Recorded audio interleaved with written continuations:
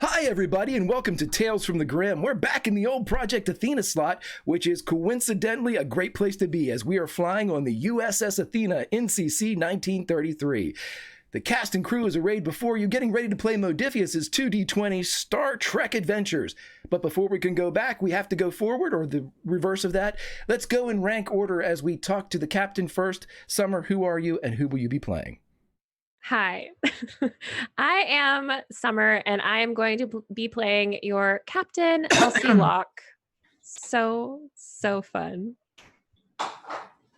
Captain Elsie Locke, as we jump over to our second in command, Lauren, who are you? Who will you be playing? And welcome back to the Project Athena slot.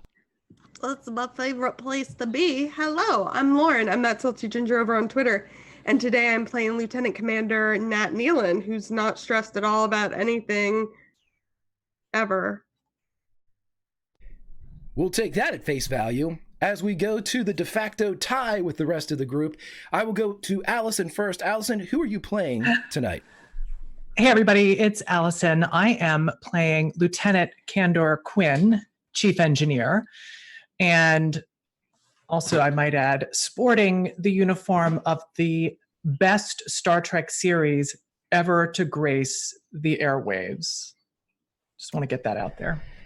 And for those of you that don't know, I happen to agree with my friend Allison. It is Enterprise. A lot of people don't like the intro music, but if you can get past that, season 3 of the Enterprise TV show is the best. And let's go over to the last of our lieutenants. Hawk, how are you doing, my friend, and who will you be playing? Oh, I'm doing great. This is the day that the Lord has made. Let us rejoice in RPG in it. I will be playing Lieutenant Malachi Jabez, our science officer who has joined Trill. Otherwise, off screen, I'm Hawkeye. You can call me Robert if you catch me on the streets, but I go Hawkeye here to keep straight from everybody else. So onward and inward into the sphere. Fantastic, fantastic. And last but certainly not least, Stephen, who are you going to be playing this evening? And let us know a little bit about your character. I'm going to be playing Dwight Burkton. Oh, wait, that's not that. This is 7 o'clock Sunday Star Trek. I'll be playing Ensign Soba, who is an ensign, and he is on a spear. And I'm watching Enterprise right now because of these fine people who have spoken about it. And I love the intro. I often find myself saying it. So I am digging the Enterprise.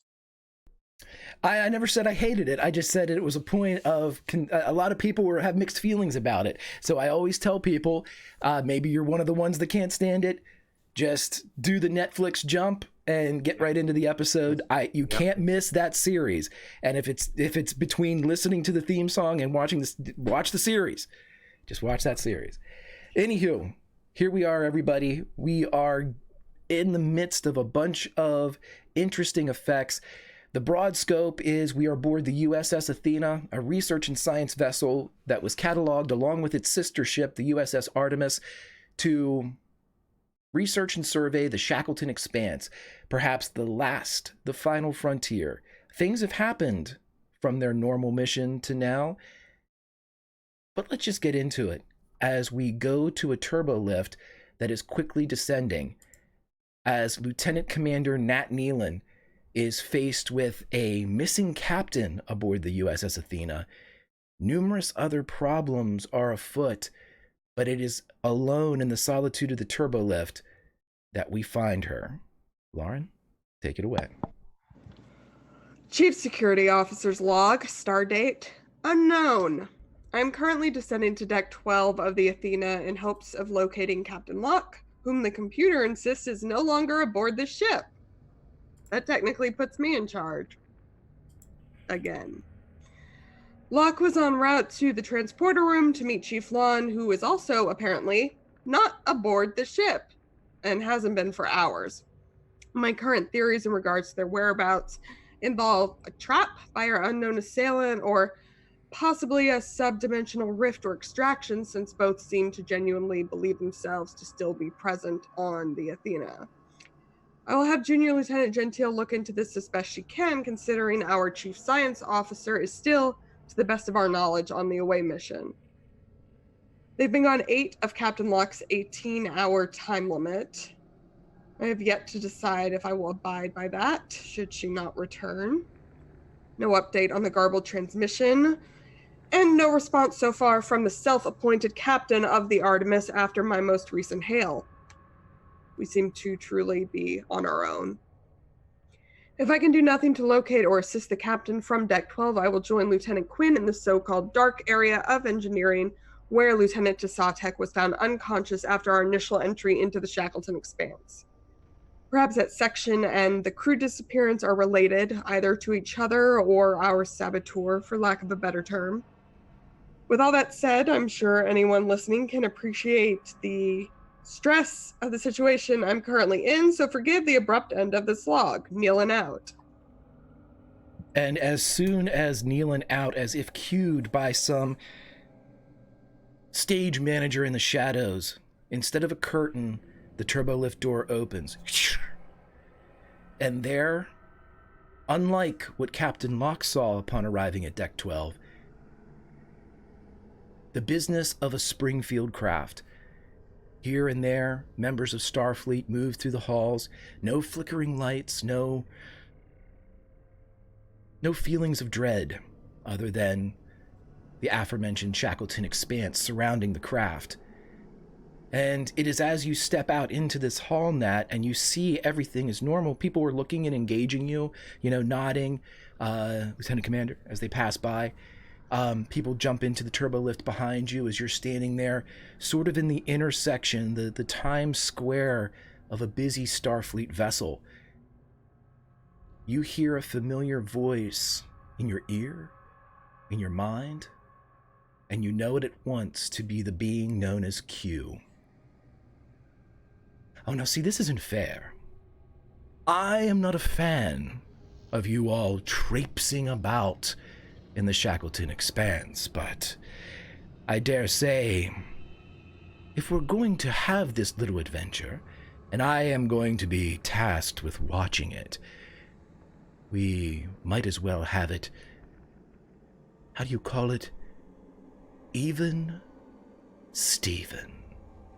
And you hear a snap in your ear.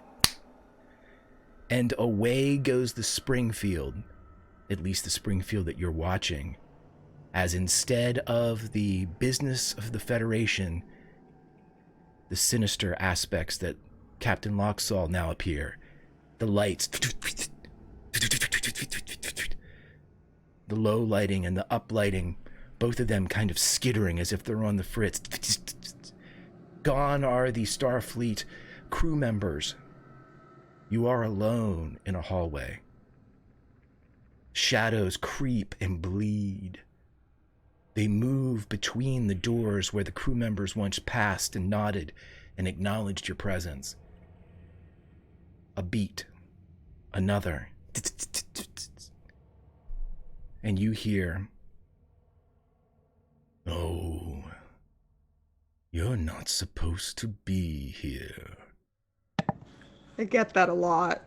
And you recognize the voice.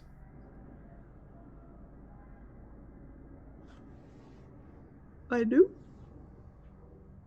Why don't you roll me?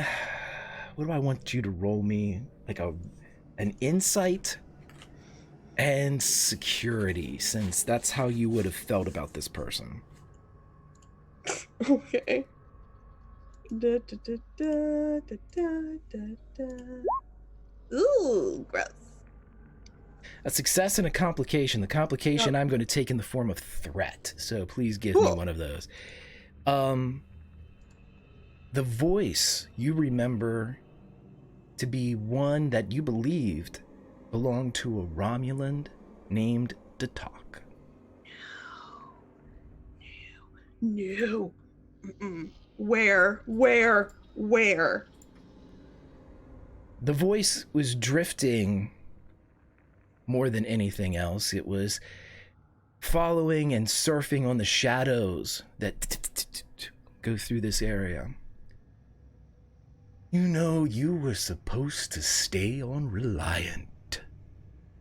You were supposed to stay when you were.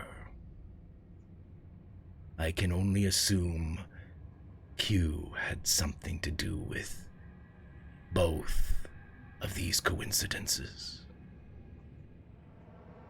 I guess I'm just a little confused. I thought you were gonna be pouting somewhere far away. Have you seen my captain by any chance? I don't have a ton of time to catch up. There's a bit of a chuckle. Oh, how delicious, how three-dimensional. Your presence only delayed the destiny of the Athena, you understand that? Your presence here now is only another deterrent. Despite your best efforts, meddler, you'll see the end of all those you care for. And you see a figure at the end of the hallway. It weaves in and out of the shadows.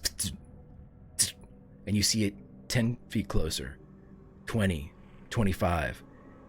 And as the shadows recede a bit, you see that they're wearing a Starfleet uniform. And the uniform bleeds from gold to red to blue.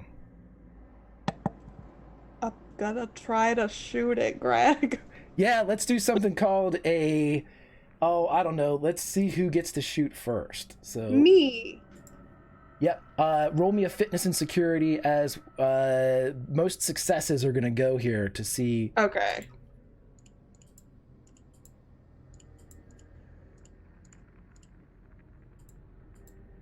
Jeez. Nobody's going well, so we're going to act simultaneously as both of these are going to cancel out one another for the complications. So go ahead, tell me what you're going to do, and then at the exact same moment, Datok is going to do what he intends to do. All right. So what's between us? Is it just empty hall? But you have these shadows that are between you that seem the damnedest thing. They seem almost to hold a substance to them. There is a fog-like quality to this darkened atmosphere. All right.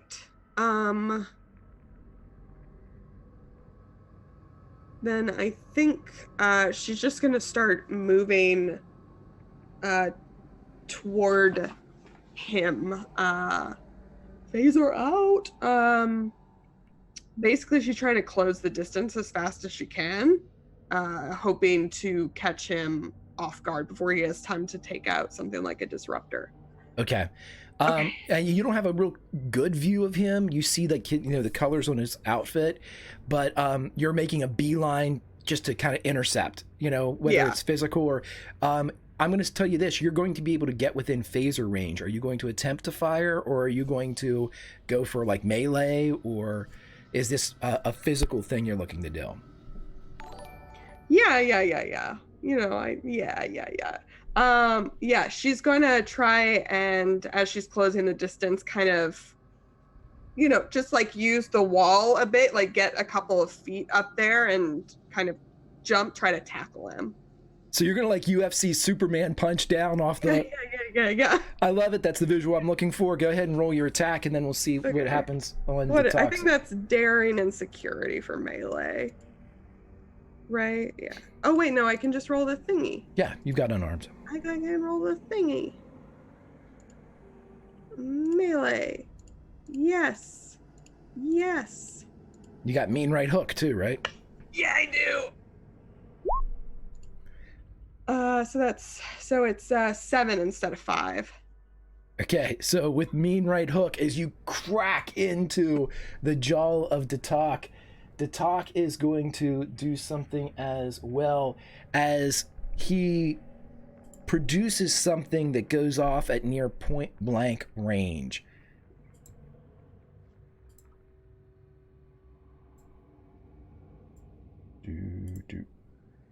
As I go through everything.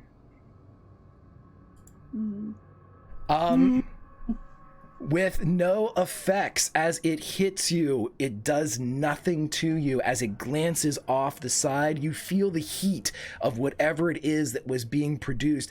It does not sound like, look like a phaser or a disruptor weapon. It looks to be something different, but it does produce a heat to it. So as you hit and crack across the jaw, as the Romulan looks up, it is indeed Datak, as he wipes some of the blood from his lip as you have cracked him across the face. You now have 1 initiative, so you have another attack or whatever you would like to do, as you are now nose to nose with your buddy. Okay, I want to kick that thing out of his hand down the hall somewhere. Let's do that. This is not an attack then. Go ahead and roll me a, I guess, fitness and security. This will be a DC 2. Okay. Yeah. It goes clattering down the hall, maybe not as far as you would like it to go, but it's 5 to 10 feet away from him, as you are now engaged with that kick that came swinging up. You are able to knock him a bit off of his balance as he turns, but then he comes back in for another strike. And I'm just going to go ahead and use this as... And I'm going to spend 3 threat. Nah. And... Okay. The complication is, as soon as he throws the punch that ends up striking you, you get knocked back, but as you knock back, your heel hits his weapon and it gets kicked further away from him. So what was 5 to 10 feet is now 15 to 20 feet, as your inadvertent step back kind of moved the weapon away. But he is going to hit you, and the total effect of all of this is going to be 4. But it's 3 for me because I'm sturdy. You're sturdy, so you take 3. Yeah. But it is then that you feel this kind of fluctuation go through you, as all of a sudden you see yourself charging. You reverse.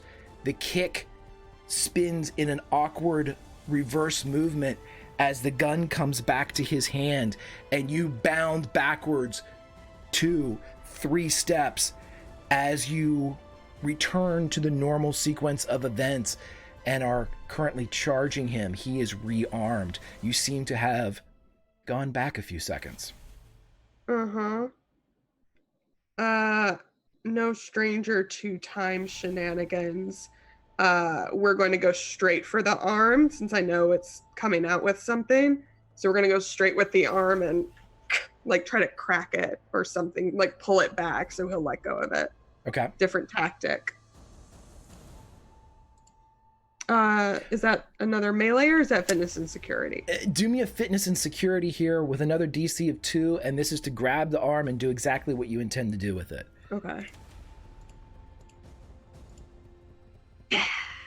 So you grab it and describe how you bring his gun arm, the forearm, down to, I'm assuming, your knee or up with your elbow, whatever you're planning to do. Mm-hmm. Yeah, so she, instead of running up the wall as she did, she cuts left and brings up, yeah, I guess brings up her knee and kind of jabs him on his other side, grabbing whatever the object is with her free hand. Okay, as soon as you grab what he has, roll me a... Yeah, this is going to be another fitness and security, and this is going to be a 3 to... Okay. You're going to try to feel your way through what's about to happen. Nope. You feel the back of your head hit the wall as the lights around you. As you slide down, your hand that you reached for a moment, you see it blur as 5 fingers become 10, become 15. It trails in your hand. You've seen this effect before. You've seen it on the bridge of the USS Athena whenever you all entered the Shackleton Expanse. It was more profound then when you were stuck inside the wormhole, but now it seems to be a localized effect as your hand is just vibrating and moving and trailing. That's going to act as his action. What would you like to do? Am I still like in melee, or have I gone back? You're technically out of melee, but Okay. The weapon that you pulled free, he's bending over to get. Like the item, Okay. you were able to, you succeeded in doing it, but Yeah. at great cost. Yeah. Okay.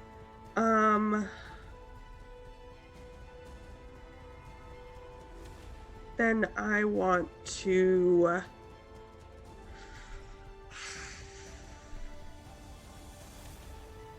I'm going to use my phaser and fire at him, but while I'm like sliding toward it. Even if it's like a slide into home plate kind of thing, just to get it farther away. Okay, make 2 rolls for me here, as I'm going to allow you to do both of these things. If you all don't have any momentum to spend right now, but I will take a threat, and I will allow you to do both of them. Just one. Okay. Okay. Give me that threat, and then what I'm going to do is you roll me a fitness and security for the slide, and then a regular phaser blast for the phaser. Okay. That's the slide. And then the phaser. Bessie. Okay. Do.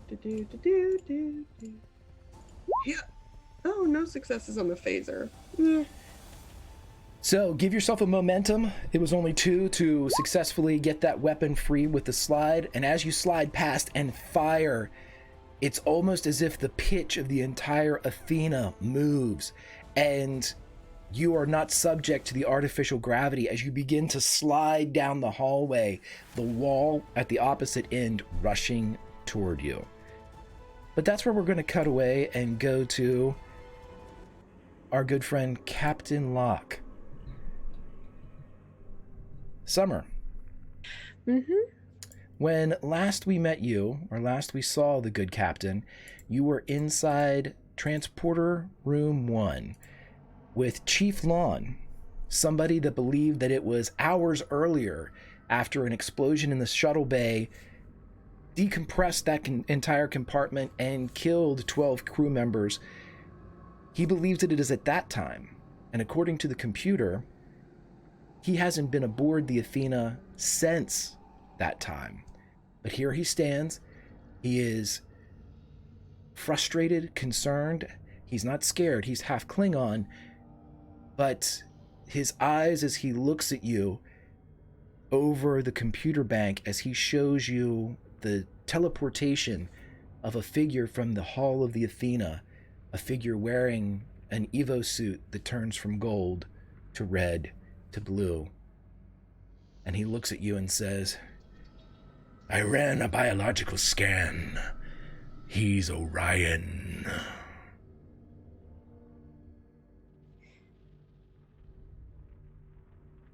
And the hull of the ship is where they were last spotted. Did they get inside?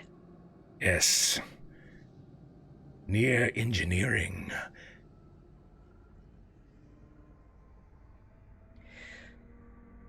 We should return to the bridge with this information and see if we can't find that individual. We've been scanning.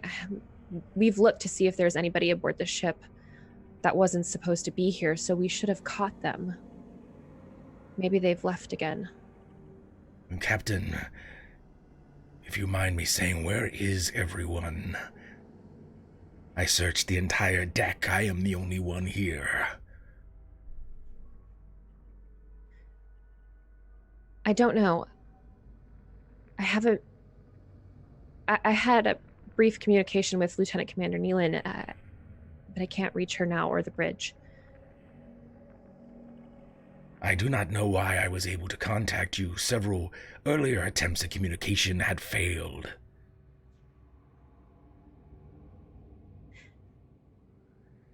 Things have been increasingly strange since we entered the Shackleton Expanse. This is probably just part of that. But regardless, we should try. I have tried to help with the power fluctuations on the deck, but it is coming from outside of my ability to control. Nothing on this deck seems to be damaged that would cause such fade and surge. It's my personal belief that it's meant to unnerve us.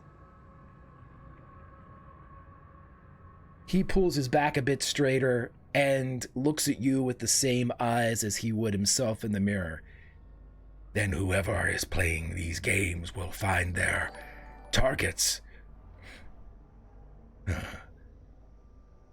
not enjoyable. She smiles a little bit. We should do our best to return to the bridge, see if we can't find everyone or figure out where we are. Yes, Captain. And it is just at that moment that the comm channel in both your communicators and in the station at the transporter room sounds off with a chirp. And you hear someone that you would know, Summer, as Chief Petty Officer Norav Doug, a Tellurite. You know this name because you filled out the report that mentioned his death in Shuttle Bay 1. Hello, Lon. We can't get through to the bridge and we're sealed off by containment fields in Shuttle Bay 1. Can you transport us, Chief? And Lon jumps over to the console. Doug, is that you? Yes.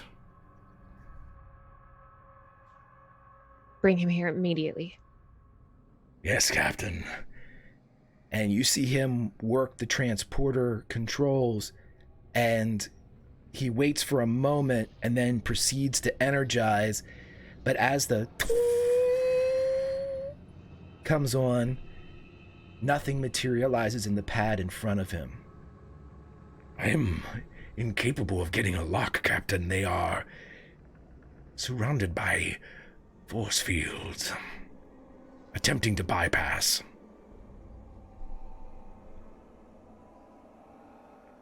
Hello? Lon? Are you getting us?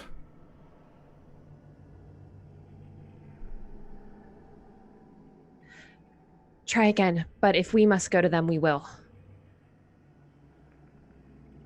Again, he tries. Again, nothing happens.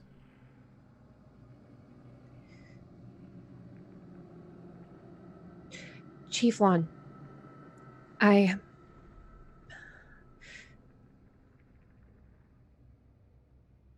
he was dead earlier today, and I know that sounds a little strange, but there was an explosion in Shuttle Bay 1 when I went aboard the Artemis as we were returning. he was lost. But if he was really brought here, then I don't know that we're going to be able to reach him, just the same as you weren't able to reach me until recently. We're being given permission to interact with each other. Do you want me to tell him you're here? No, not yet. Yes, Captain. Doug, I cannot get a lock on you. I will attempt to come to the outside of the shuttle bay and deactivate the force shields. You both hear the crackle come through. Yes, please do. We're a bit shaken up down here, but we have 12 people that would rather be inside the ship than sequestered looking at space, if you know what I mean. I understand. I'm on my way. Good. Thank you, Lon. Dug out. And Chief Lon looks up at you. He says there are 12 of them. Does that seem right? That's how many we lost. I have a feeling you won't be able to reach them, but I can't think of anything better to do than to try. But we have to stay together and safe until we can reach the bridge again. Neelan was looking for me. She said she was going to meet me halfway, but she's not here yet. He touches his communicator. Computer, locate Lieutenant Commander Neelan. There's a garbled response as the normally almost affectless computer voice is hit with a couple... Deck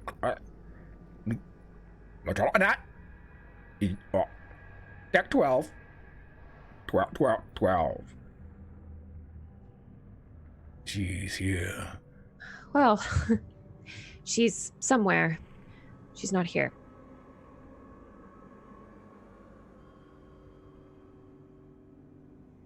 Captain, should we find weapons?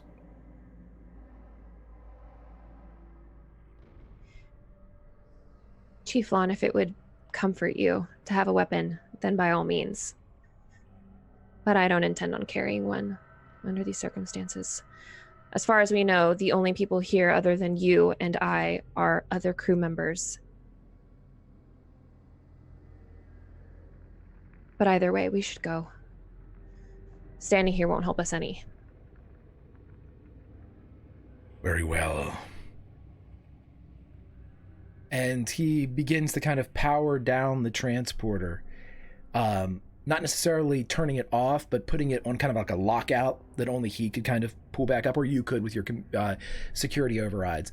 And as all of that happens, the normal displays across the flat screen just kind of recede into a small box in the left-hand corner. Just in case.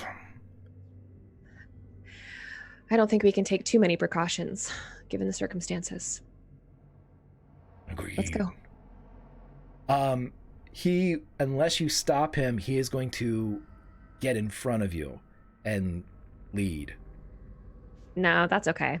He can go first. Okay, so as he gets closer to the door, as it opens up, you are gifted with a very odd sight as you see Lieutenant Commander Nat Neelan sliding at you at roughly, 25 miles an hour, as she is almost in free fall as she is being shot down this hallway towards you all. But that is where we will end that particular scene right now, as we are going to go to the Dark Zone and Lieutenant Kander Quinn. Lieutenant Quinn, You have just arrived in what is called the Dark Zone. This is the area that was struck by the Klingons right before you hit the Shackleton Expanse. As you enter this area, it is not as if it is powered down. Normal crew members probably wouldn't even notice this, but those in the engineering staff would realize that the lighting in this area, the displays in this area, are dim. They are perhaps working at a rate of 75 to 80%. And so because of this inexplicable drain in power that was probably because it was the source of the attack, this has been labeled the Dark Zone by engineering. However, it looks the same. I still have my phaser drawn and I'm taking appropriate precautions. And as I get closer, I tap. Computer, locate Lieutenant Commander Nealon.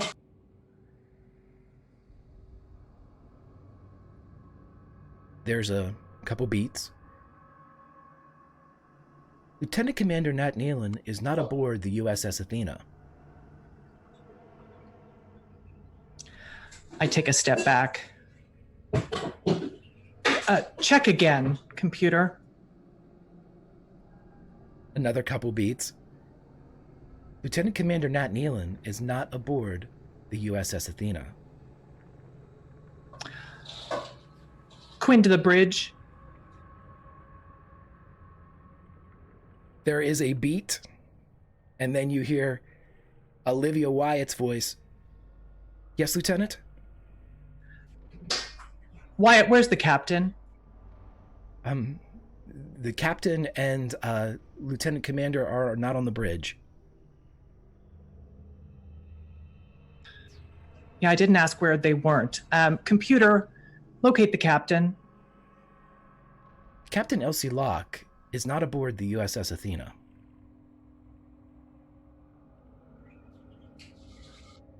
Computer, who's the highest ranking officer currently on board the Athena? Currently, due to promotion, Lieutenant Lake Alcott is the highest ranking member on the USS Athena.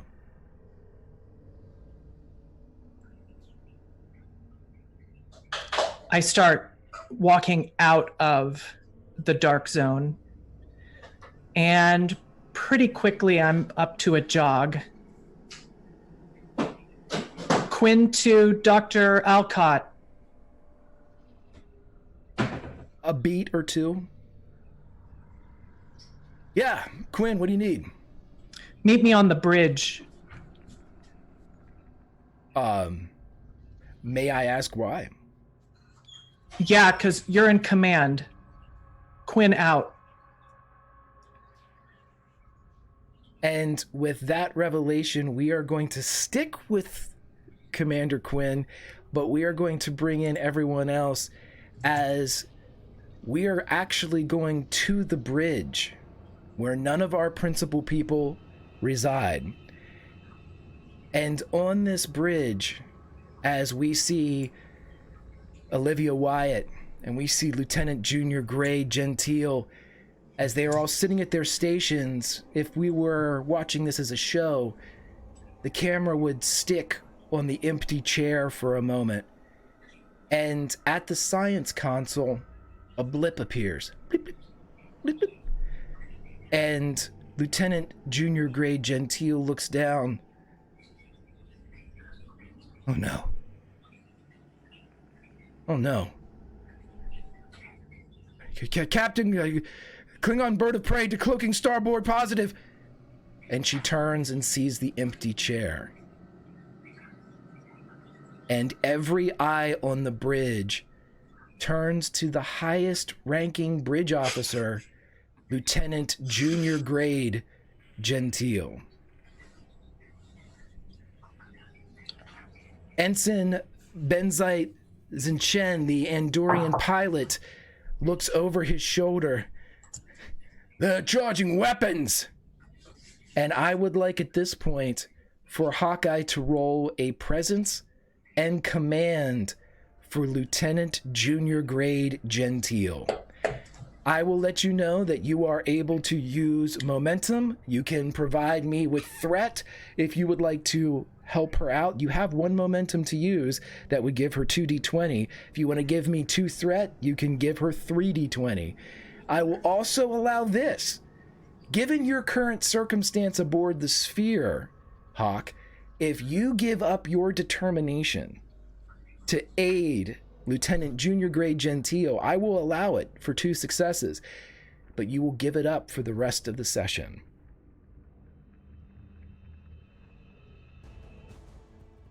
Yeah, I will do that for her. I'll give up my determination for this, for her. So you said fitness and... Presence and command. Oh, sorry. Wrong one. Presence, command, 1 or 2? It's only 1 unless you use the momentum, which would make it 2.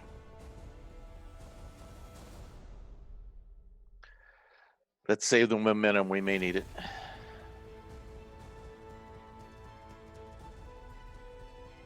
Does she have any focuses that I can use on this? Not really. Ah. You do not get any additional help from momentum, but with your determination and the 2 successes that entails, as the eyes turn to Lieutenant Junior Grade Gentile, she is unsure of how it happens, but she's no longer at the science station as she lowers herself into the command chair aboard the USS Athena. Red alert! Open hailing frequencies! Wyatt. Frequencies open, Lieutenant. Unidentified Klingon vessel, you are in direct violation of the Khitomer Accords, and your actions can be considered an act of war. If you continue to dishonor the Empire with your lust, be aware that the Federation and the Empire will take great satisfaction in hunting down your craft and erasing it from the stars. Close channel. Channel closed. And with that, Gentile turns and vomits on the side of the chair as she throws up and turns back around. Captain Locke is not aboard the USS Athena. Lieutenant Commander Nealon is no longer on the USS Athena. And in an exact replication of what Lieutenant Candor Quinn just did, Lieutenant Junior Grade Gentile, computer, who is the highest ranking officer aboard the USS Athena? Due to promotion, Lieutenant Lake, who is the 2nd highest ranking officer aboard the USS Athena, Lieutenant Candor Quinn, beam her to the bridge!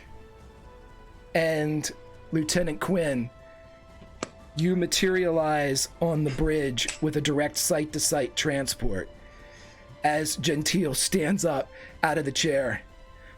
Lieutenant Quinn. That was effective. Status report. She moves over to the science station. Klingon bird of prey decloaking, powering weapons.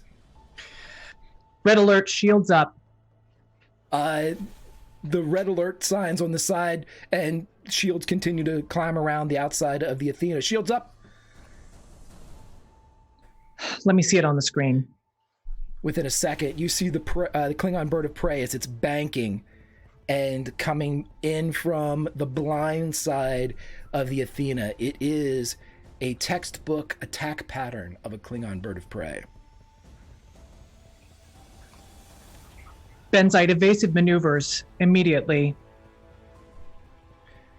He begins to move. Steve, I need you to roll for me.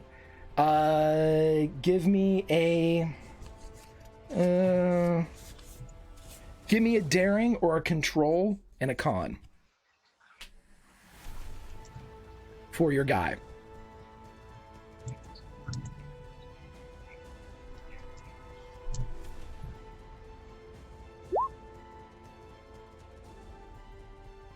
Ensign Benzite is good, but he is not Ensign Soba. As he begins to turn, the Klingon bird of prey charges weapons. and it fires.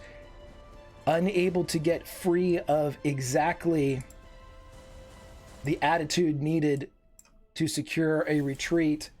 Let's see what happens.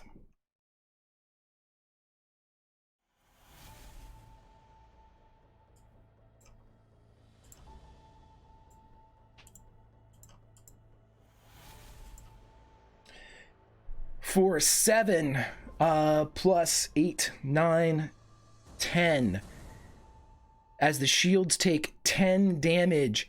Lauren, let me ask you. We're up to 4, right? Down to 4? So, yeah, down to 4 then, because I upgraded the ship. Yes, with Lauren's last level up, she sacrificed some things for herself and upgraded the shields of the USS Athena. Shields that are now down to roughly 30% as this crash goes through. And Allison, you can feel the ship rock. Nothing's penetrated the shields, but at that moment, you would hear Gentile, shields down to 32%. What do we have for weapons? You have full phasers and a photon torpedo complement. Benzite, set a course for the sphere. Yes, Lieutenant. I want you to put us in as tight an orbit around it as you can. We're going to whip around it and see if we can't pull a little maneuver. What did they used to call it? I don't remember. We're going to come up behind him, though, and it's going to work. Phasers and photon torpedoes at the ready. Aye, Lieutenant. Steve, I need another. For this one, this is going to be a control and con. It is at this moment that the back of the bridge opens, and Lake Alcott walks in, and he sees everything. Can I use by the book to help him with focus? No. Because if we're going by the book, Lieutenant Quinn should not be in charge right now. I got it. Ain't none of this by the book. One success. Okay, so we're going to say that the approach has gone in as the ensign is furiously working at the controls. Also, we are down not just the chief security officer and the backup tactical officer. We are down to whoever would be third in command here. However, I am going to let Lauren, you can roll using Revo's stats for tactical. So just have that ready if we ever want to use the, you can use the ship to get it. We're just going to take the ship stats for firing and things like that. But technically, if we need to make any rolls, we'll use Revo's rolls for it. As you begin your approach on the sphere, give me a sensor reading for Gentile Hawk. I am going to need, give me a reason and science here.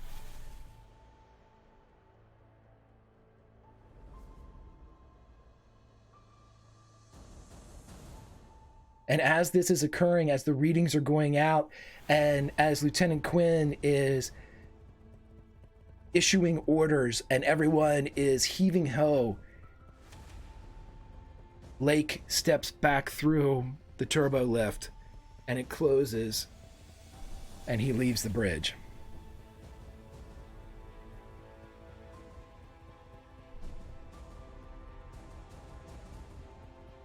Okay.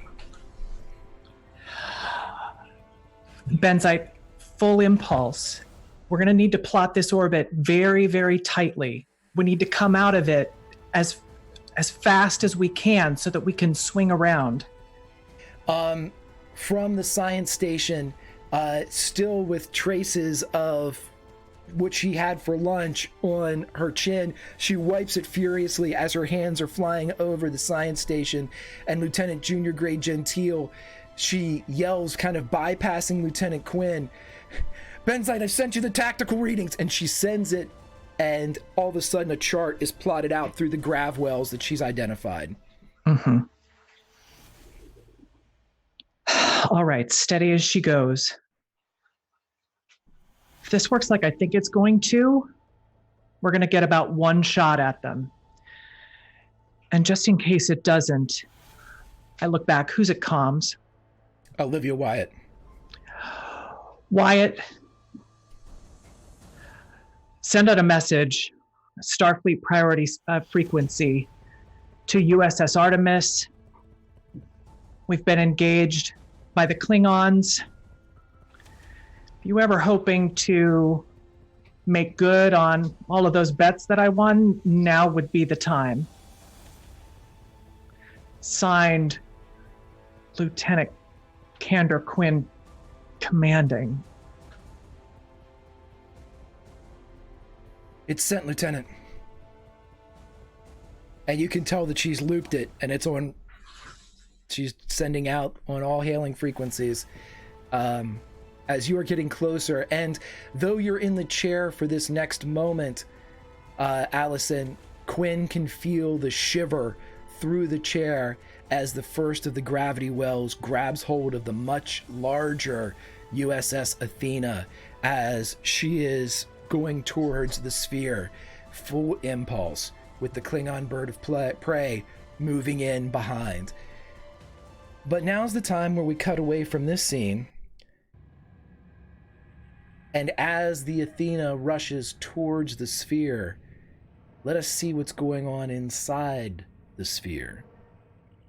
As inside the sphere, we have Ensign Soba, we have Lieutenant Jabez, we also have Chief Brahanu and Ensign Revo.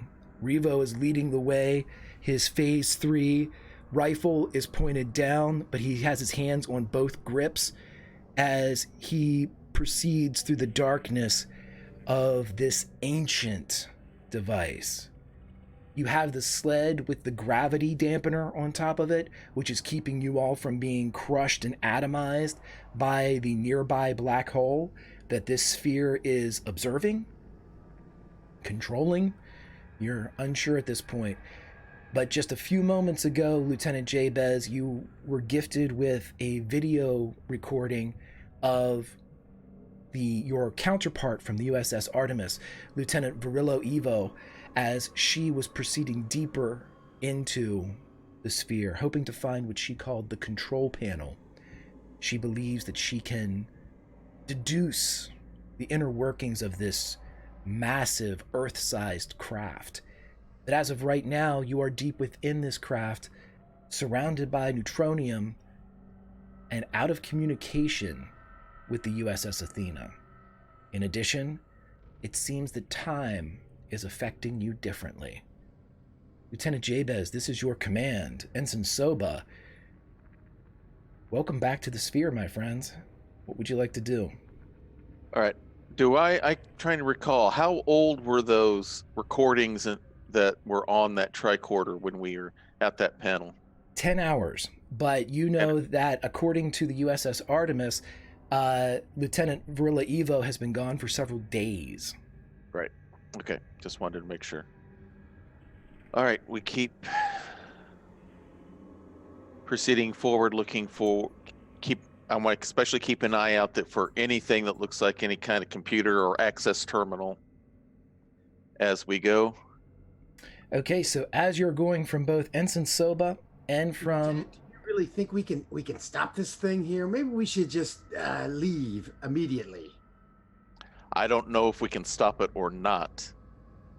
My primary concern is seeing if we have any survivors left from that party so we can get them out of here and find out what they know. How much time has elapsed since we left the Athena, according to my chronometers? According to what you all have, it's been about 3 hours. Okay. All right.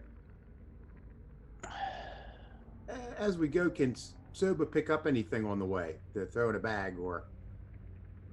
Sure. Roll me an insight and a greed, if you will. I mean, an insight and a...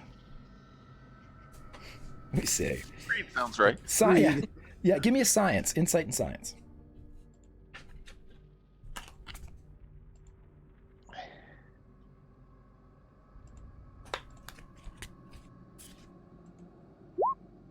one success.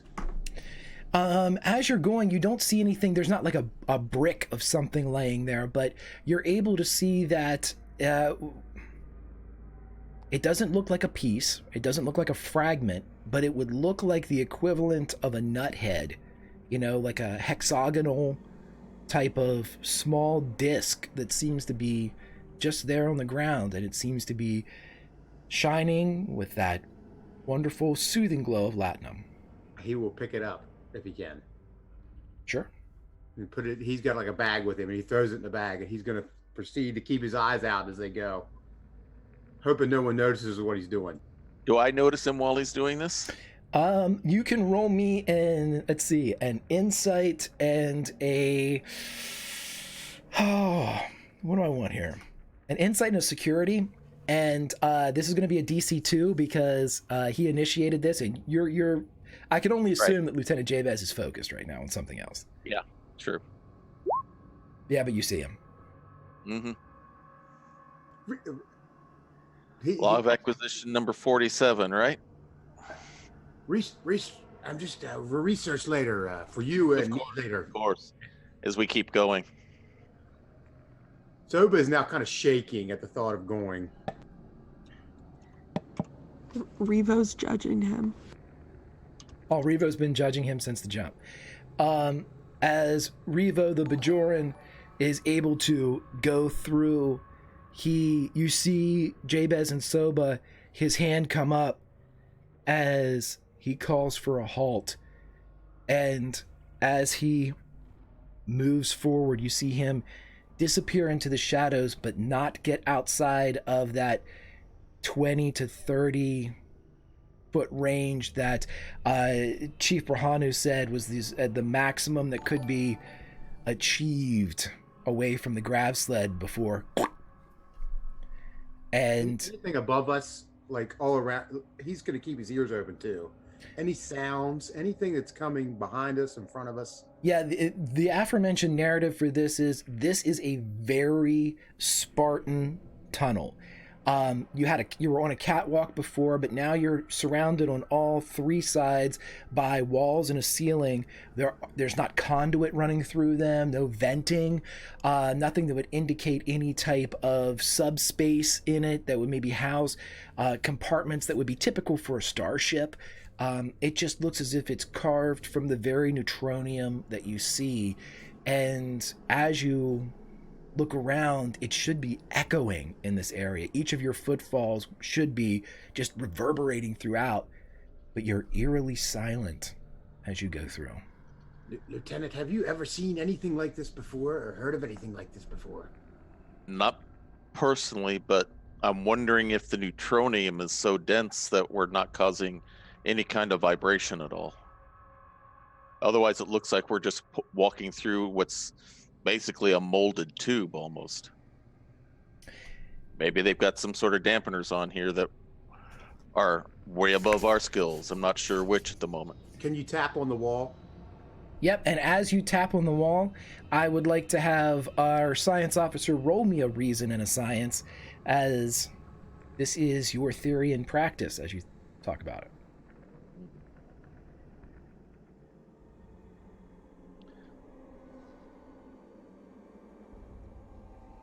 All right. Any way I can incorporate my value of there's never too much knowledge? Absolutely. That is absolutely a focus here.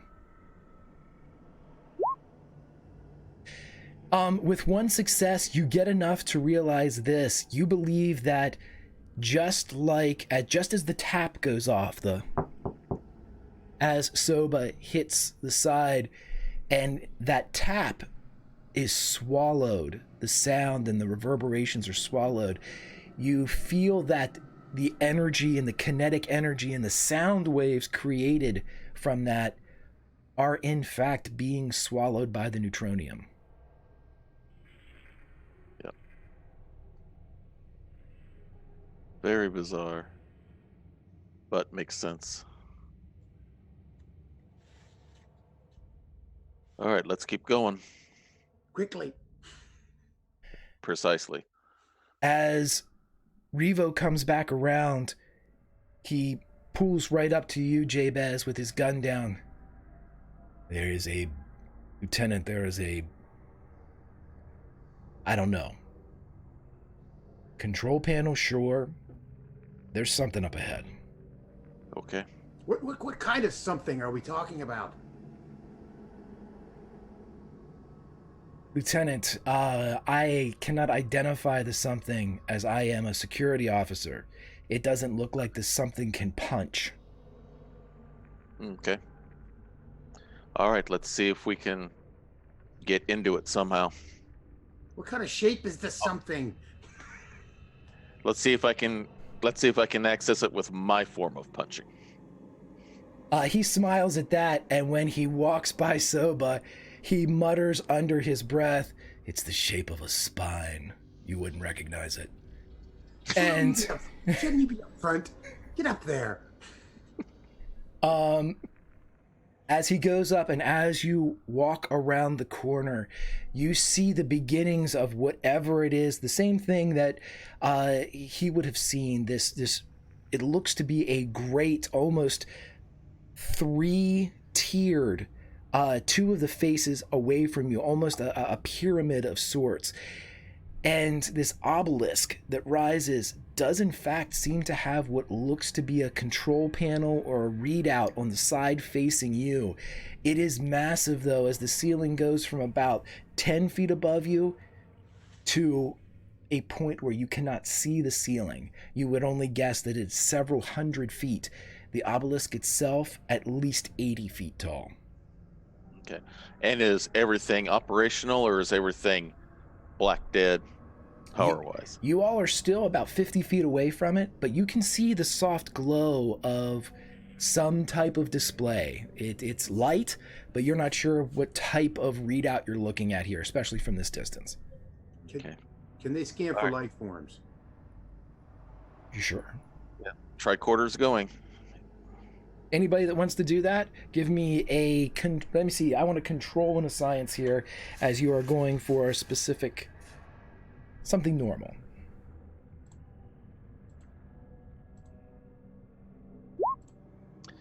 Two. Give yourself one momentum, Hawk, as only one was needed per person. Steve, if you want to do this too. Steve gets another momentum. Done. There you go. Steve, it is Soba who actually, as he's sweeping, it just seems to be the area that he's using his tricorder, that the readout pops forward that there is in fact a life form just on the blind side of this obelisk. It reads as Betazoid. Is that what Evo is? Betazoid? Yeah, that's what Evo is. Okay, I forgot. And how far would you say, just on the other side, what do you say, about 100 meters maybe? If we're looking at about 50 feet right now, you're probably thinking the reading, again, readings are very hard to pinpoint here.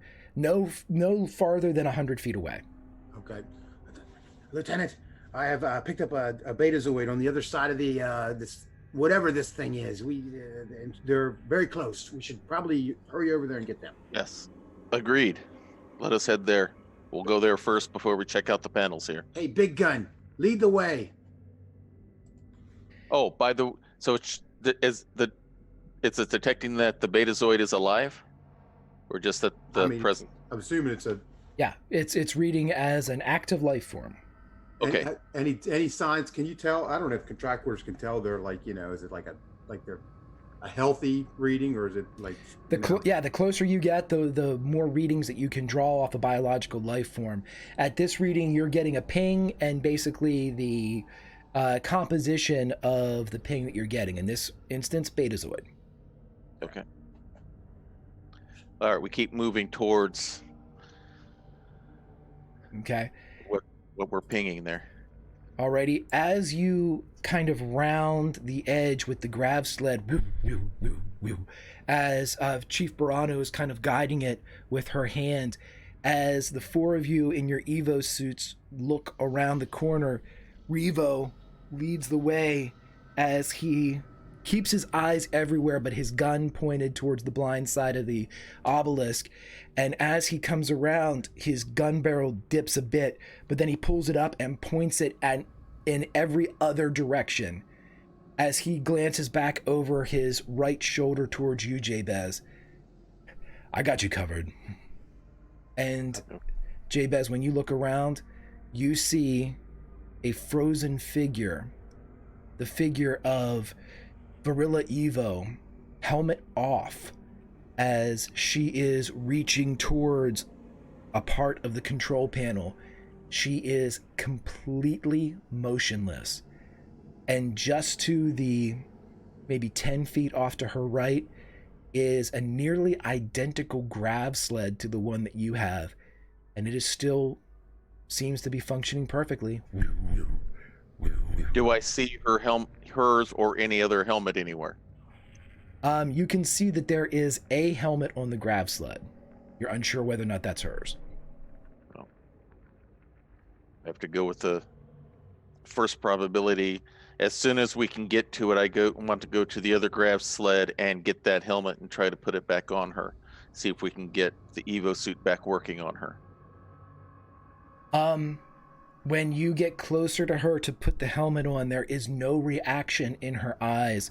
You can see the stress that's lining the corners of her eyes as she is reaching towards the control panel. You're able to kind of clip it back on, and with her hair tied up, it doesn't get caught in the seal, and you're able to put it and kind of as it goes back on. And from the exterior readout, you can see that the Atmo is regulating inside. At this range too, she appears to be perfectly fine, but she's not, or at least she's not physically recording being aware of you. Okay. So it was like shorter probably than he's like, hey.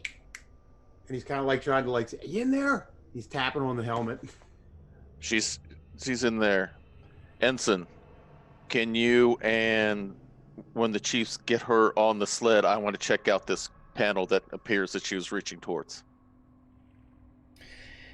Okay, as you look at this panel, you can see that there is, in the process of translation, an alien-coded language that Evo seems to have learned about 75% of, or at least what she believes is 75% of the language. Its accuracy cannot be verified.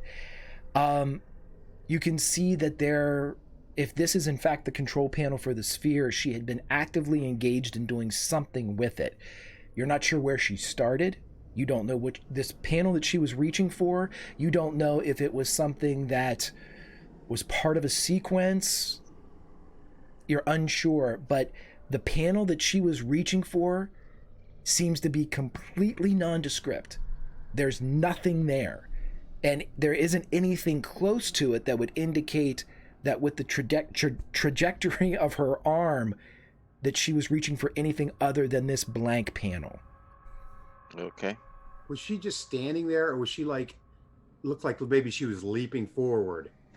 She looks like she has her weight on her right leg and she's stretched out with her right arm. Whether or not that's just her normal reach, being frozen like this, it's difficult to say what motion prompted or what the follow through would have been, but it looks like she was you're not sure if she was lunging, but she was definitely going for that blank panel.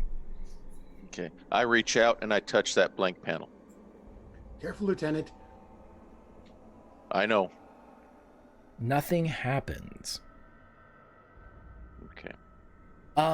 At this point, we are going to start a clock. This clock requires a certain number of successes to be accomplished. I am going to need whoever you want to assign to do so, Lieutenant Jabez, to roll me either a reason and science or a reason and engineering. Complications are not good, successes are. What are your engineering numbers, Soba? 3. 3. And my reason is 8. Not great. Okay, I will go for it myself with my reason and science.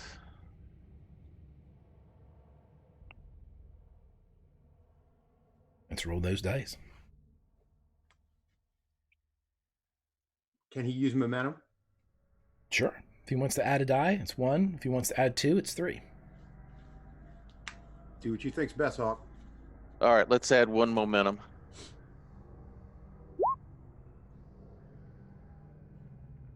So make sure you roll with 3d20.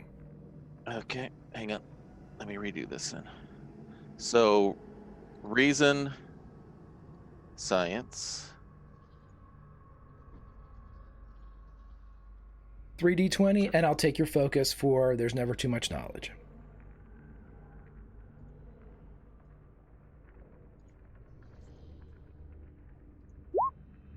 Oh, Fantastic, fantastic. And 5 successes. as you begin to go through all of this and you start to look, you start to see what she was doing. It was a sequence from one panel to the next, but because of her inactivity, the one that she had been reaching for deactivated. So now you have to retrace her steps and do everything that she was doing and hopefully finish the sequence. And with a swipe of your hand, the entire panel goes dead. And as you push one area, it illuminates. And almost like a terminal game of Simon Says, in which you're not given. I'm good at games. That's one good thing I'm good at is games. Good, because this is going to be a doozy. As you hear from behind you, get cover! Everyone get cover!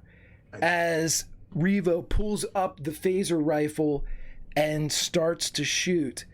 And from the opening where you came from, a construct, roughly 25 feet tall with a triangular head, pulls itself into the space and unfolds with a almost deafening clack, clack, clack, clack, clack. And Jabez, you realize the neutronium is not swallowing this sound. But we're going to cut away from there as you all get ready to do everything that you need to do. As we go back to the teleporter room, and as we are in the teleporter room, we have a sliding Nat Nealon coming at the captain. She is hauling ass by her own propulsion and this strange effect that has occurred inside this shadowy USS Athena. And as she's sliding towards you, Chief Lon, the half Klingon, looks at you, looks back at her, looks at you, and is awaiting your orders, Captain. Catch her. Catch me. Catch her. got the That's same what we're gonna thought. do. How do we catch her without dying? Because she's going pretty fast. We're just gonna You'll do get it. hurt more than I will get hurt, honestly. As I will haven't- grab onto the side of the door. I don't need it. I honestly, I have an idea though, because if we get low, we could stop you the same way that you like stop when you're on a sled and you're going really fast, and you can put your legs out and then kind of bend your knees and kind of Great. blunt the blow. That's what we're gonna do for you. Love it. We're Do I gonna have- stop the blow. I love that. I love that. Do I have the device? the device is like clattering in front of you, like like you're in an eternal slide tackle in soccer, and the ball is just a foot away from Okay. your lead foot. Yeah, I'm we're try gonna to- catch her. If they try to catch me and I don't have it, I'm going to avoid their catch. You can't. You're going through a doorway. You can't avoid our catch. Oh, well, then it'll go in front of me. Yeah, I'm gonna- I was going to say, Nat, it seems like the device is going to go into the room before you do. Amazing. What a great. We'll catch them plan both. this is. Device and that. 2 for Love it. 1. 2 birds, 1 stone. Okay. How do we do that? This is going to be a combined effort. I am going Sure. to avoid getting hurt at all. We need to have a combined 5 successes. I need you each Sure. to roll fitness and security. Right. Well, here's the thing. I'm tough. Whenever I avoid injury, the cost is reduced by 1. So Okay, so if you, this is like the chicken and the egg, though. I tell you what, if you will go with 4 successes, okay. will keep you from getting injured. Nat will still get hurt with 4. At 5, neither of you get injured. How's that? Okay. Don't worry That's about me. fine. You're gonna be great. And I rolled 0 successes. What am I rolling? Don't worry about it. Fitness and security. Babe, I got you. You can Oh, re-roll I one of can those because I'm with re-roll. you now. right. Let me do that. You said fitness and security, my worst things ever. Is that what I heard? Uh-huh. Can I inspire you so to one stop success. going so quick? Okay. And then this isn't gonna go well. What do I have? Do I have anything? No. Cool. Cool. I really wish I could inspire myself, but I simply can't. Lon? Lon is there to help take a little bit of the blow. So as Nealon hits Locke, hits Lon, the three of you are piled and shot back into the transporter room. You all crash, and I would like the two of you to roll a d4. Yeah, love that. Yay. Don't. I will take your tough there, so you can reduce it by 1. And Sure. but the Locke, you take 3. So you take 3 harm as you crash into. Everyone lands on you. So as you kind of get crunched up against the blind side of the transporter pad, the door closes, and outside there's a figure walking towards the door as the lights up and down the hallway. Do I log this under stress? Where do I put this? Yeah, stress. Okay. Reduce Cool. it from your stress. Awesome. I want to have the, hi, Captain. I want to grab the device with one hand and then like turn on my back and point my phaser up through the door. Okay, you grab what appears to be a triangle. I would like to shut the fucking door. The door's shut. Okay. Oh, Yeah, I just have my phaser aimed that way because. can we lock it? Yeah, it's not locked, but you can lock it. I would love to do that. I would love to lock the door. Okay, all I need from whoever is going to attempt to lock the door is a fitness and security. All this is to get there. I'll do it. I assume you're saying lock the door. I would just say, Lieutenant Commander, if you could please lock the fucking door. That'd be great. You did great. You know, it hurts, but it's worth it. I will remind you that you can re-roll the complication die as Yes, you can. the commander is right there. Hi, I'm telling you to lock the door. Please do a better job. You're so. Oh, I love you. 3 successes. Suck it to talk. All you needed was 1, so give yourselves 2 momentum for the crew. Yay. As you're able to get up there and hit the emergency seal as the computer, it chirps, but not in the pleasant like beep beep. It's more like a as it engages, and Lon pulls himself up. The door's locked. Yeah. Commander, how are you here? I was trying to talk to you and I couldn't get through to you. Q brought me here. I think Fantastic. assist you. Did Q bring us here? I don't think so. No. No. There are 12 crew members who we previously thought dead that are also here, we believe. Well, we're not dead, so that's good news. But we're also not on the ship, right? Right. So we have to get back. Lon goes over and reactivates his transporter pad and calls up what would be the security cameras in Deck 12's hallways. They're staticky when they should never be staticky, but there's an interference in them, and right now the hallways look clear, but you can hear a footfall coming from outside the door, even though you shouldn't be able to. Lieutenant Commander, who exactly were you engaged in combat with? Who sent you flying towards us? A traveler. Can you please elaborate on that statement? I don't know what that means. I believe the person who has been sabotaging the ship. Their uniform changed colors. Well, Chief Lon actually here thought that he might have some insight onto who was sabotaging the ship in They Orion. can also change their genes. Oh. Well, so we're stuck here for now, as long as they're out there. Can Can we overpower them? Are you familiar with them? Yes, and I'm not sure. And she holds up the device, the triangle. They had this and it was affecting time somehow. I don't know how it works, obviously. Could I see it?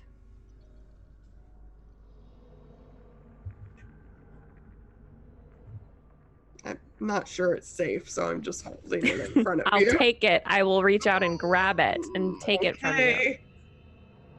Is there any like buttons on this thing? Yes, it says time travel, and there's a button right beside it.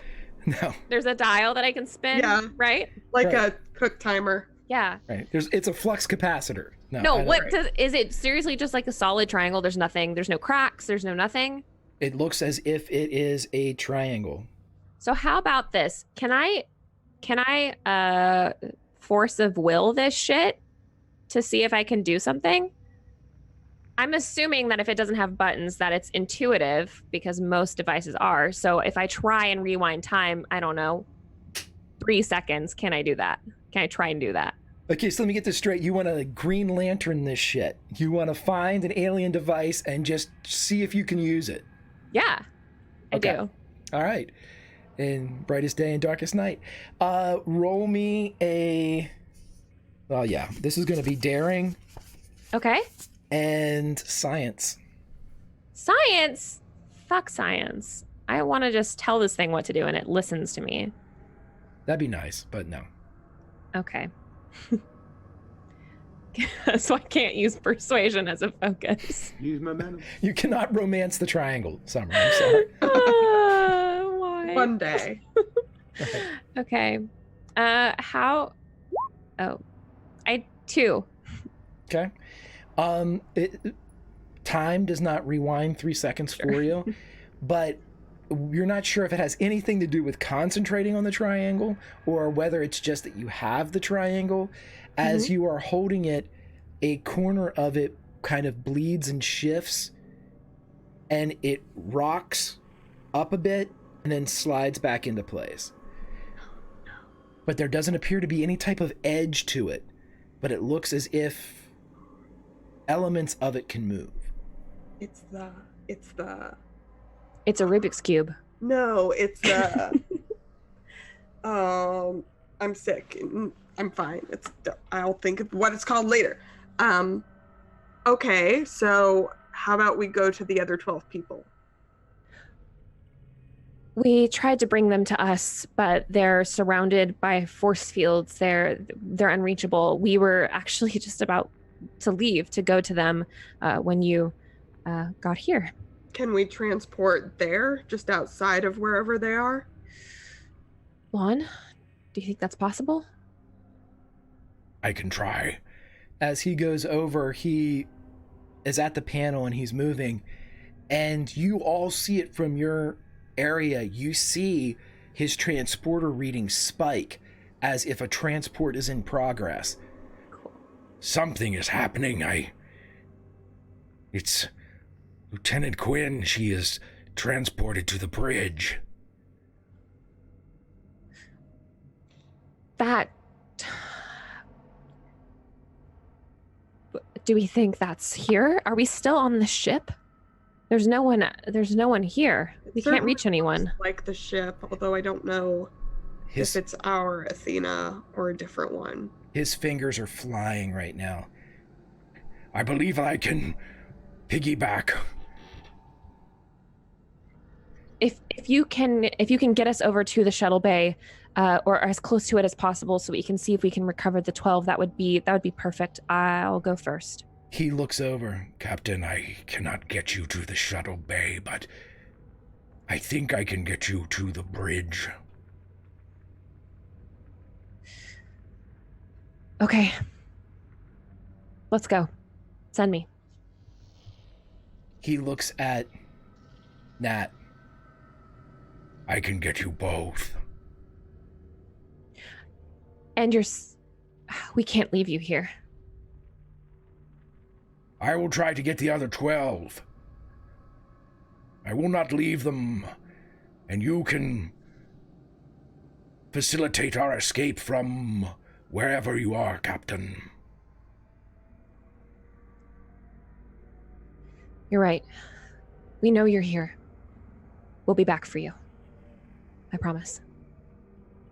Hurry. And the pads are kind of fluxing. Yeah, Elsie will go. I My triangle, my new toy. no, and I got it. I It's mine tossed now. one of my backup phasers because if you don't think I have more than one on me, it's just a type 1 though. I just assume it. I just assume that you have. Yeah.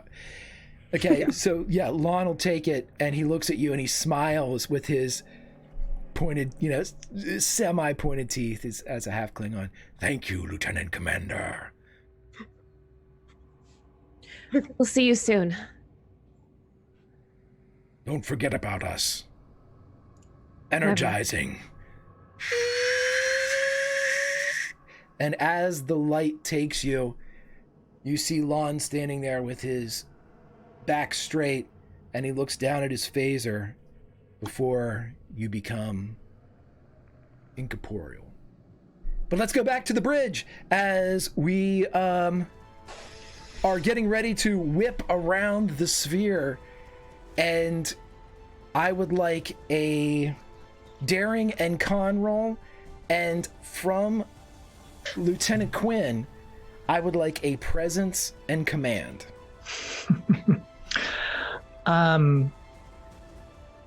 I can use determination to get an auto success here.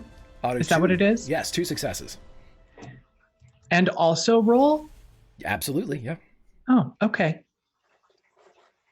So you said command, a presence command? Presence command, yep. You are in the chair, Lieutenant Quinn. This is your command. Okay.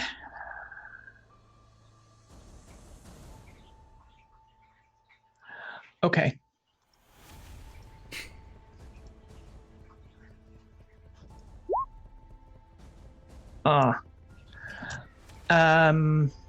I'll use my determination. Right, so that's 3 successes and a complication. Yeah. So what we're going to do is I would also like, Steve, if you would roll me for our Andorian pilot, a daring and a con. We'll see how that turns out. Not well. Okay, so here's the complication.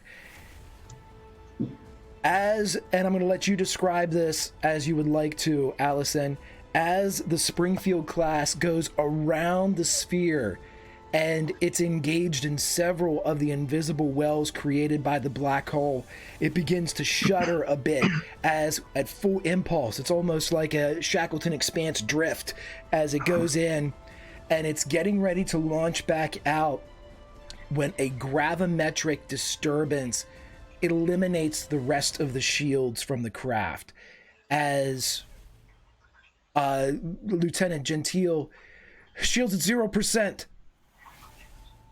But you are now where you want to be, Allison. So tell me what the USS Athena, under the command of Candor Quinn.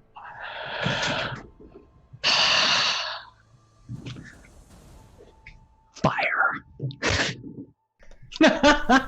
Fantastic. So as you launch and come back around, the same gravity wells that robbed you of your shields give you that almost supernatural burst as it slingshots you around the sphere. A BB caught between 2 magnets, and then one of the magnets released as you crash back out into open space. I will let you all fire using the whatever you want. You can fire everything. So you can do phasers and photons as you come back out. Give us a shot using the Athena's controls. Okay. Lauren, you can roll this too if you want to, since yeah, I got it. Yeah, why don't you do that? Yeah. Okay. Yeah, we're firing a full spread of phasers and photon torpedoes. Yes, yes, yes. So this is that shot from the remake where the Enterprise comes out of warp and just shoots everything. And can I also, yeah, I mean, it's not that kind of ship. Don't look at me.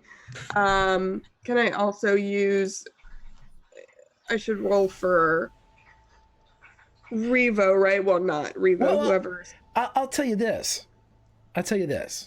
If you would like to use your determination, I will allow you the 2 successes, and you can roll for damage for both the phasers and the photons for a small cost of this session's determination for you. Fine. I don't think you're cutting back to me anyway. So, I don't believe you. Okay. So 9. So with 9, as you come around and fire, the photon spreads, splash against the exterior of the Klingon craft, and the phasers ripple and pulse.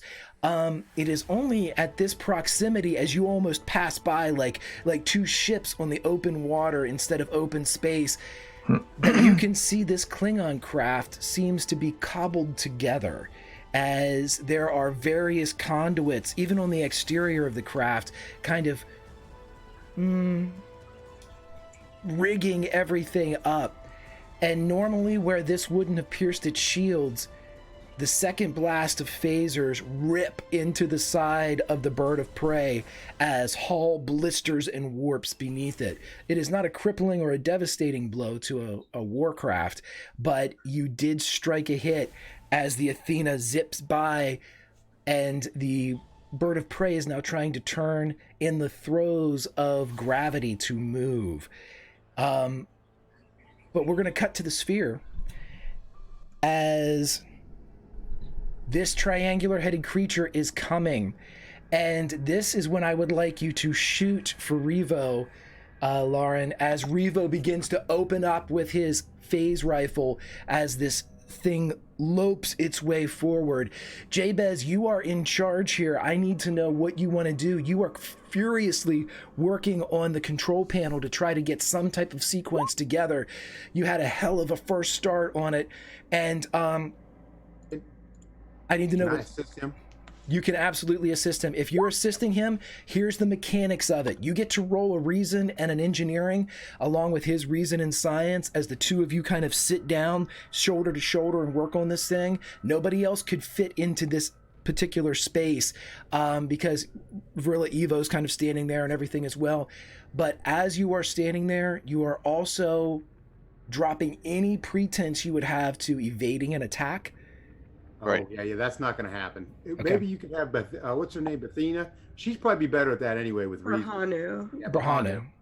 Yeah, she would probably be better. Yeah. And so Okay, we'll bring Ohanu over, and Soba and Revo can give us cover while we try to get this yeah, sure. panel accessed. So You have dies your behind the order, grav Soba. shield. Revo fires the phase 3 and keeps the beam engaged as he fires and allows it to kind of rip. But anyone that would be watching Soba, you would see this as Brahanu goes to move beside Jabez. You would see an almost 3-dimensional holographic shield appear in front, very Borg-esque, as the blast hits and is diverted away from the triangular creature as it continues to move. That loud creaking and banging as it moves forward. And true to his form, Revo is not calling for help, and he is not backing up as he is standing and continues to fire against this thing, seemingly to no effect. Did he notice where the shield seem to emanate from? Was it from a particular part of the construct? The construct is, if this is Soba, the construct is identical to the walls and everything that you see around here. Seamless and featureless. The only identifying characteristic, other than the even at the joints that seem to make all this noise, there's no ball and socket, nothing like that.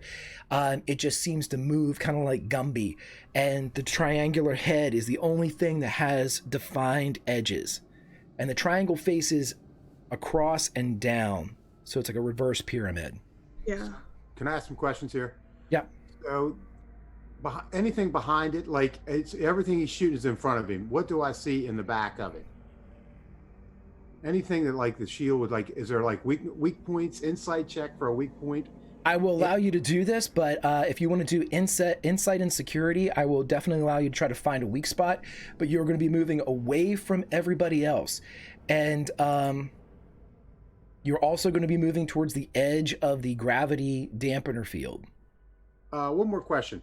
Yeah. The gravity shield, like the extra one, can it be like turned on and like sped up to shoot at something potentially? It's already on, and you absolutely think you could rig something like that, sure. That's what he would probably try to do. He would probably try to rig something up as fast as he can to shoot it at the spare one, of course, at the whatever the hell this thing is, robot. Okay, so are you going to attempt to... This thing is existing currently outside of the dampening field as it's moving toward you all. So it's coming in now.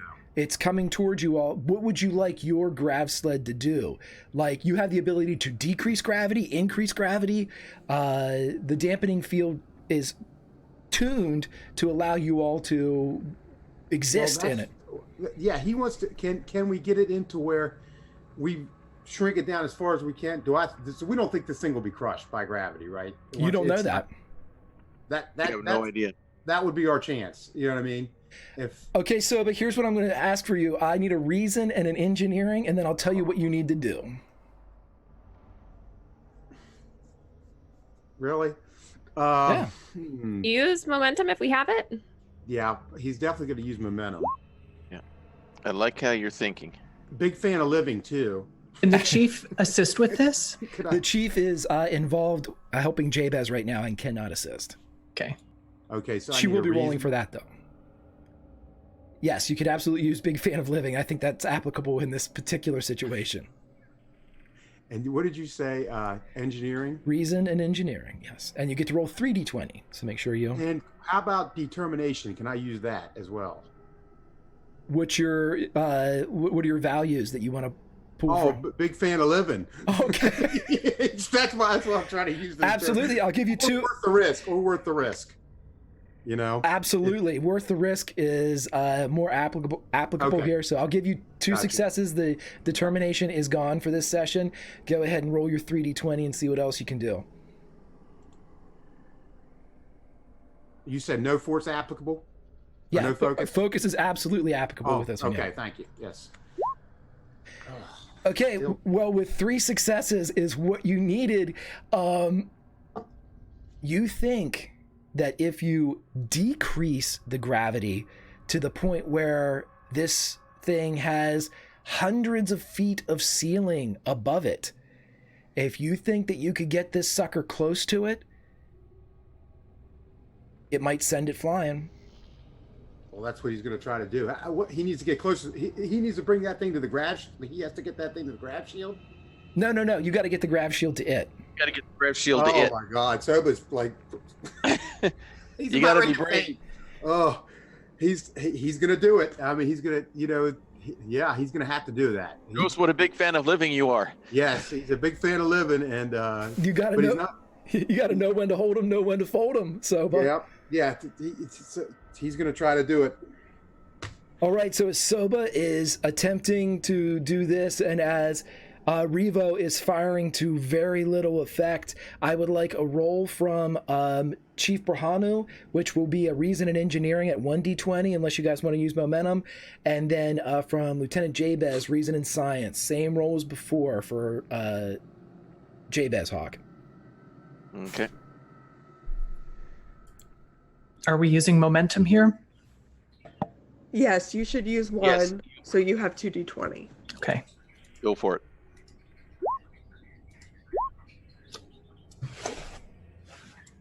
Again, never too much knowledge.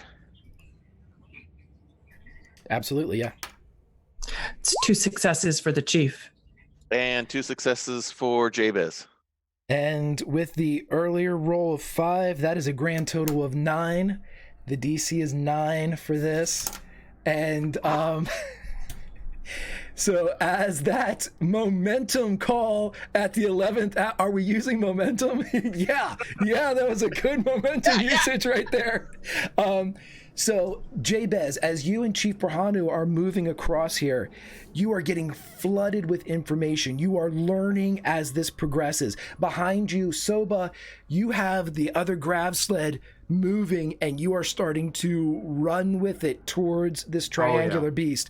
Revo, who, if he had to go one more round with this thing, was going to be struck by it, continues to fire to no effect, not giving ground, but he does turn, his earring jingling, as he sees a Ferengi moving with a grav dampener charging towards this, and one eyebrow raises dramatically high on his forehead as he sees Ensign Soba charging this creature, something he never thought he'd see in his life. But as all of these sequences go into play, Jabez, and as you are hitting each of them in turn, and at one moment you're ready to hit one, and Brahanu kind of touches your hand and redirects you to the one by her, and as you work together in tandem, you are down to that blank area that Evo was reaching for, and it illuminates,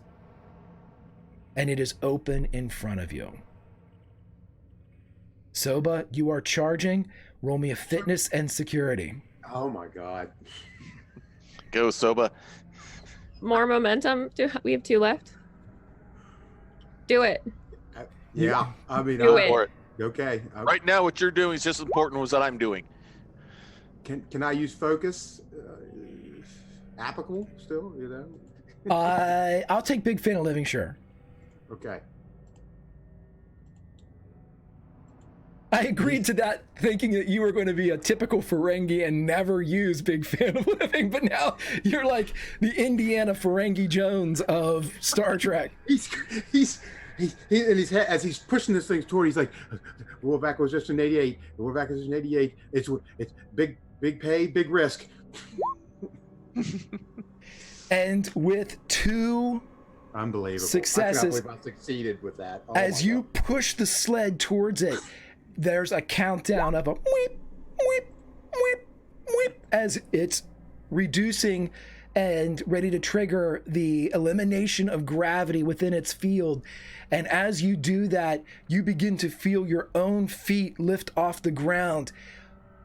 But just as you start to reach 10, 15, 20 feet off the ground, you feel something wrap around your waist, and when you turn around, you see Revo holding your own whip that he has used to whip you, and he begins to pull you in with the whip as you are being reeled back in. And as he reels you in, he pulls you beside and he goes, "Nice job, Ensign," and then he pulls you back to the rest of the group. We're going to cut over to Hawk. Hawk, that blank disc is in front of you, or it's now illuminated, the last thing to touch, and Brahanu looks at you. Let's do this. Do you activate it? Yes. As you activate it, Hawk, Jabez, Malachi, Jabez, both of you are flooded with the following knowledge. The sphere is part of a control device that was built by an ancient civilization. It is a target, if you will, for the black hole outside.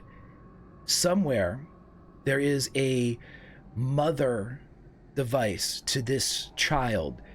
It controls where the black hole is deployed. It uses the wormholes to transport the black hole to any solar system in recorded space. You are getting blasted with this information as it funnels through your eyes and into your brain through a focused bit of light fed by the neutronium around it. And as you are seeing all of this, you see someone that is not Varilla Evo. You see almost a shadowy figure, and you can barely make out the Starfleet uniform. We think that if we go deeper into the expanse, we can get out. That's where we're going. We'll find our own way out. We'll use this. We'll get the Apollyon back to regular space. Ensign Solar signing off. What was the ensign's name again? Solar. Solar. And as that hits, and as you're standing there, and you and the symbiote are just kind of dazed with everything that's happening, you feel through your suit a hand as Varilla Evo puts a hand on your shoulder and squeezes, and your eyes meet hers as Soba and Revo watch as a triangular figure goes flying into the internal night of the sphere. And let's cut back, not to the bridge of the Athena, to the bridge of the USS Artemis. The Artemis has received the call for help, and the captain, Khan Noonien Singh, has prompted his crew to engage. But as they came within proximity of the sphere itself, they were hit with the same gravimetric disruption that kind of arced from the sphere and the black hole. And it just so happened that when it did, it created a massive surge that targeted not only the bridge, but several of the subdecks around. As Preston Lee looked at her command and tactical console that was ready to arc, she felt herself pulled from behind as Khan grabs her and throws her out of the way, the arc of electricity hitting him and blasting him to the ground. The reason why I tell you this, something that you couldn't possibly know unless you were there, is because as the crew of the USS Artemis stands there reeling from the loss of their captain, the damage done to their ship, and the materialization of a second bird of prey in front of them, there is a transporter beam. As Lieutenant Commander Nat Nealon stands aboard the USS Artemis, Captain Locke appears on the bridge of the USS Athena as two birds of prey circle in the area outside the Shackleton Expanse in the sphere. But on board the USS Artemis, the crew turns, and Preston Lee says, "Computer, who is the highest ranking officer aboard the USS Artemis?" "The highest ranking officer aboard the USS Artemis is Lieutenant Commander Nat Nealon." And that, ladies and gentlemen, is where we will end this episode of Star Trek Continuing Mission.